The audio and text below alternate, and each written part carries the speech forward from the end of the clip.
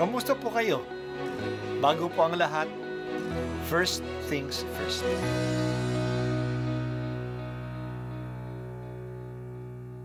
Good morning po. Sinisimulan po natin ngayon ang first things first. At dito po, tinatalakay natin sa unang bahagi ng umaga natin ay ang first readings na binabasa po sa banal na misa.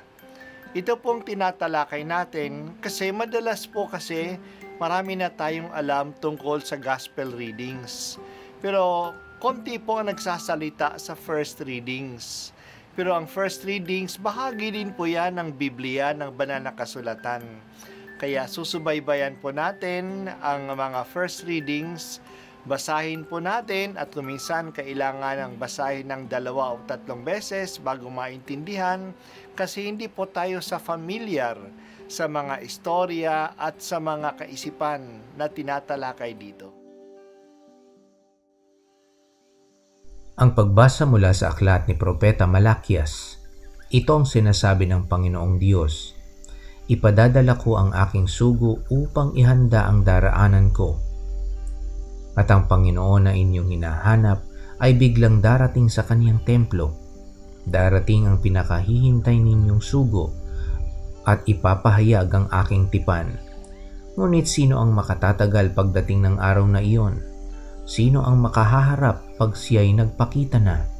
Siya'y parang apoy na nagpapadalisay sa bakal at parang matapang na sabon.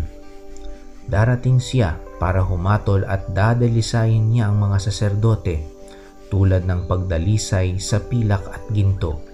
Sa gayon, magiging karapat dapat silang maghandog sa Panginoon at ang mga handog na dadalhin ng mga taga-Huda at Jerusalem ay magiging kalugod-lugod sa Kanya tulad ng dati.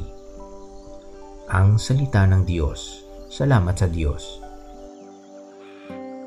Ngayon ay kapistahan ng pagdadala kay Jesus na Panginoon sa templo. Sa kapistahang ito, natupad ang sinabi ni Propeta Malakias sa ating unang pagbasa na ang Panginoon na ating hinahanap ay biglang darating sa kanyang templo. Dinala ang sanggol ng kanyang mga magulang ayon sa kaugalian ng mga Hudyo. Pinapakita dito na ang mga magulang ni Jesus ay mga Hudyo na tapat sa kanilang relihiyon, kahit na sila ay mahihirap lang. May 2 kautusan na sinusunod ni Maria at ni Jose sa pagbasa natin ngayon. Ang bawat babae na nanganak ay itinuturing na ritually unclean dahil sa may dugo na lumabas sa kanya. Kung lalaki ang kanyang anak, 40 araw siyang unclean at kung babae naman 80 araw. Upang malinis siya sa karumihan, ito'y kailangan mag-alay ng susunuging hain. Ngayon ay ika-40 araw na pagkatapos ng Pasko. Kaya si Jesus ay dinala sa templo para sa pag-aalay, para sa paglilinis ng kanyang ina. Gayon din, ayon sa kaugalian ng mga Hudyo, ang lahat ng panganay ay nakatalaga sa Diyos. Ang mga panganay na hayop ay inihahain sa Diyos, sinusunog. Ang panganay na tao ay binibili sa Diyos. Kailangan palitan ang bata ng isang hayop at ito ang iaalay sa Diyos. Maaari mag-alay ng isang baka o ng isang tupa o kung mahirap lang ng 2 ibon na bato-bato o 2 kalapati. Ito ang inalay ni Maria at ni Jose. Kaya masasabi natin na sila ay mahirap lang, pero sinusunod nila ang batas ng Diyos. Sa pagdala nila ng bata sa templo, dumating si Simeon, isang matanda na matagal nang nag-aantay sa pagdating ng Mesiyas. Nangako sa kanya ang Diyos na hindi siya mamamatay hanggang hindi niya nakita ang Mesiyas. Pumunta din siya sa templo sa araw na yon at na-recognize niya ang Kristo sa batang ito.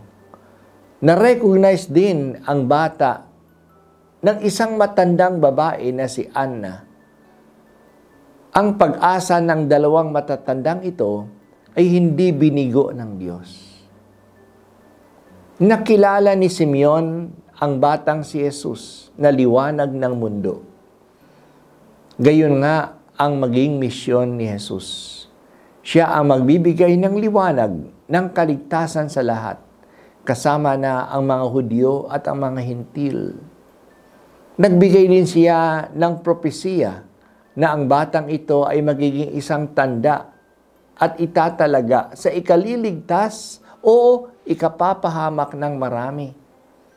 Magiging dahilan siya ng pagkaligtas sa mga naniniwala sa Kanya, pero ng kapahamakan sa mga tatanggi sa Kanya. Si Maria, ang kanyang ina, ay makararanas din ng dusa sa pagtanggi ng mga tao sa batang ito. Kaya nandito ang propesiya ng puso ni Maria na tutusukin ng isang balaraw. Ang pagdating ni Jesus sa atin ay maaaring maging bukal ng pagpapala o bukal ng kapahamakan. Depende sa pagtanggap natin sa Kanya. Sana para sa atin, siya ay maging pagpapala. Tanggapin natin siya at ang kanyang mensahe. Tanggapin natin ang liwanag na kanyang dala-dala sa mundo. O Diyos, buksan mo ang aming puso. Hindi mo bibiguin ang lahat ng mga nag-aantay sa iyo. Makilala ka sana namin sa iyong pagdating sa aming buhay.